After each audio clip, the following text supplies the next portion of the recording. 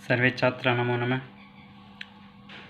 आज हम तृतीय पाठ है तीसरा अध्याय पढ़ेंगे। पाठ का नाम है बुद्धिर्यस्य बलम तस्य, जिसकी बुद्धि उसी का बल। यानी बुद्धि होगी तभी वह बल का प्रयोग कर सकता है। दिखने से मतलब नहीं है कि वो पहलवान है बलवान है, यहाँ बुद्धि भी होनी चाहिए उसके साथ में। पाठ को शुरू करते हैं। ब्रह्मा वने कर्पूर तिलकः नाम एक गज वस्ती में। ब्रह्मवन में एक कर्पूर तिलक नाम का एक हाथी रहता था। तत्र केचन श्रृंगालः अपि प्रतिवस्थित में।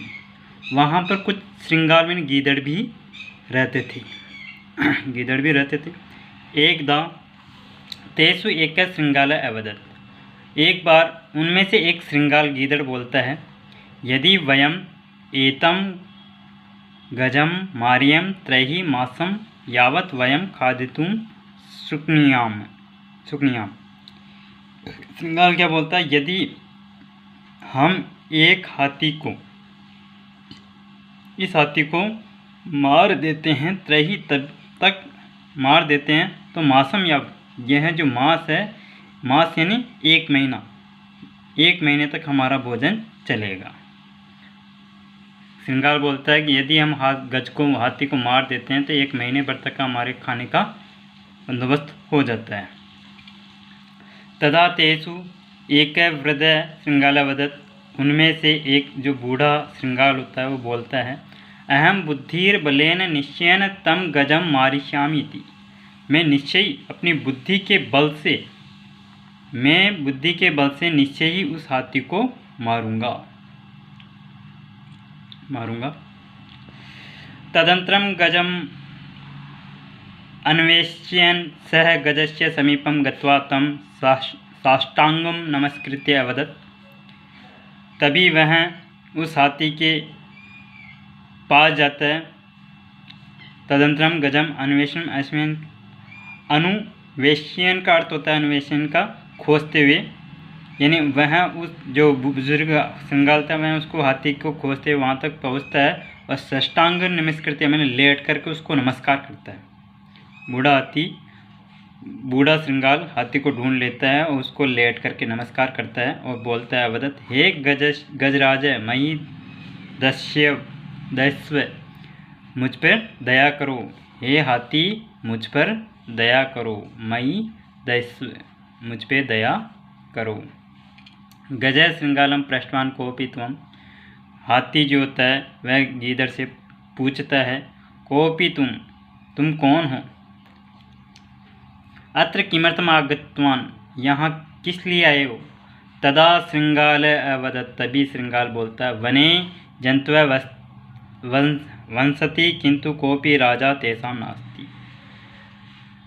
श्रृंगाल बोलता है कि वन में बहुत से जीव जंतु रहते हैं परंतु कोई भी उनमें उनका राजा नहीं है।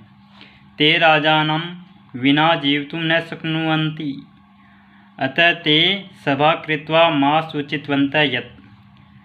ते राजा के बिना जीवन जीना मुश्किल होता है। अतः आप सभा कृत्वा माम सूचितवन्तः, हम जो वहाँ पे जीव जंतु उन्होंने सभा की है तो मुझे कहा कि वहाँ सूचित करो, सूचना देकर मुझे यहाँ भेजा है। उस सभा के जो भी थे गीदड़, सभी ने उस गीदड़ को यानी मुझे यहाँ पर आपके पास भेजा है। यदि गजराज अस्माकं राजा भवेत् त्रयीवरम, यदि हाथी हमारा राजा बन जाता है तो हमारा धन्य हो जाएगा। अहम तेषाम एव संदेश नीत्वा अत्र गतो अस्मि, मैं ऐसा ही संदेश लेकर के आपके पास यहाँ आया हूँ। ये संदेश लेकर के मैं आपके पास आया हूँ।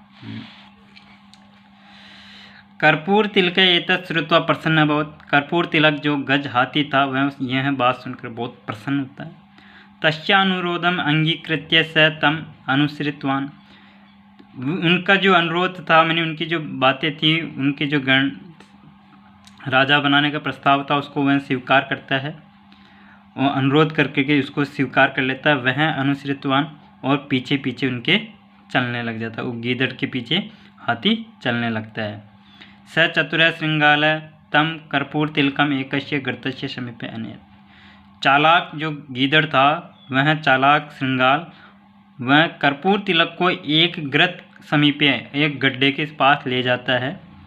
तस्मिन ग्रते पंकम आसित। उस गड्ढे में क्या था? कीचड़ था। पंक मानी कीचड़, बहुत कीचड़ था। आसित स गज तस्मिन ग्रते अपतत।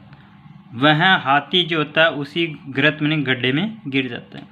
स श्रृंगालम अवदत। वह श्रृंगाल को बोलता रक्षतु माम, माम मानी मुझे, रक्षतु माम मुझे बचाओ, मुझे बचाओ, मुझे बचाओ, मुझे बचाओ। तदा स ध्रुत श्रृंगाल उच्चे हसन अवदत। तभी वह श्रृंगाल ध्रुत चालाक श्रृंगाल ऊंचा हंस करके बोलता है, हंसते हुए बोलता है, मम पुच्छम गृहीत्वा कृतात् बहि आगच्छ। मेरी पूछ ग्रहण माने पकड़ के गड्ढे से बाहर आ जाओ। तदा कर्पूर तिलक अवगच्छत यत स श्रृंगालेन वंचित इति। तभी वह कर्पूर तिलक समझ जाता है यत स यह तो श्रृंगाल की क्या थी? श्रृंगाल के द्वारा ठगा गया पे श्रृंगाल का योजना थी, श्रृंगाल की योजना या ठगा जाना यानी तदा कर्पूर तिलक समझ जाता है कि मैं श्रृंगाल के द्वारा ठगा गया हूँ। अतः उच्यते बुद्धिर्यस्य बलम तस्य। अतः तभी कहा गया है कि बुद्धिर्यस्य बलम तस्य, जिसकी बुद्धि होती है उसी का बल होता है, जिसकी बुद्धि होती है उसी का बल होता है। यह चैप्टर पूरा हो गया।